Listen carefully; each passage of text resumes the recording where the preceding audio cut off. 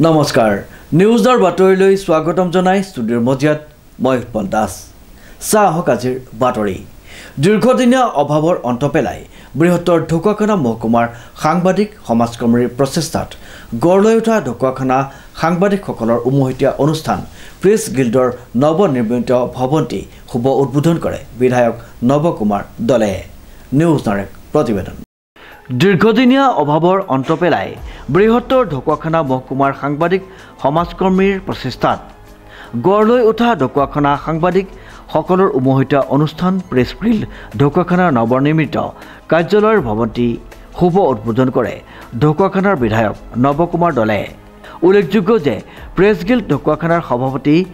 আলোক সোমোৱাৰ সভাপতিত্বত অনুষ্ঠিত হোৱা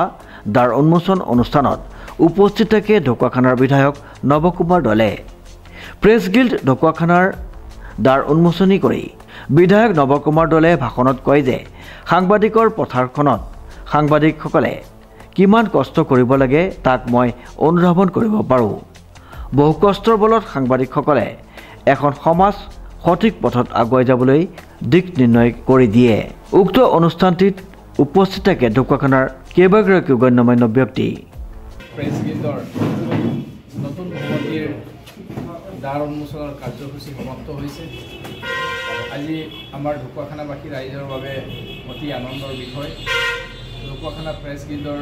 নতুন ভৱন নিৰ্মাণ সম্পূৰ্ণৰ জৰিয়তে আমাৰ যিসকল ঢকুৱাখানা প্ৰেছ গিল্ডৰ লগত জড়িত সন্মানীয় সকলো সংবাদদাতা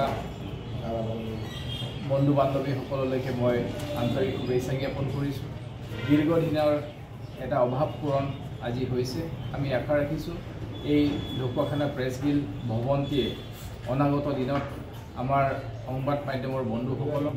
সুন্দৰভাৱে কাম কৰাৰ এটা পৰিৱেশ এটা দিব আৰু লগতে আজি শুভ দিনটোত আমি বিশেষকৈ আমাৰ সংবাদ মাধ্যমৰ লগত জড়িত সকলো বন্ধু জ্যেষ্ঠসকললৈকে আহ্বান জনাইছোঁ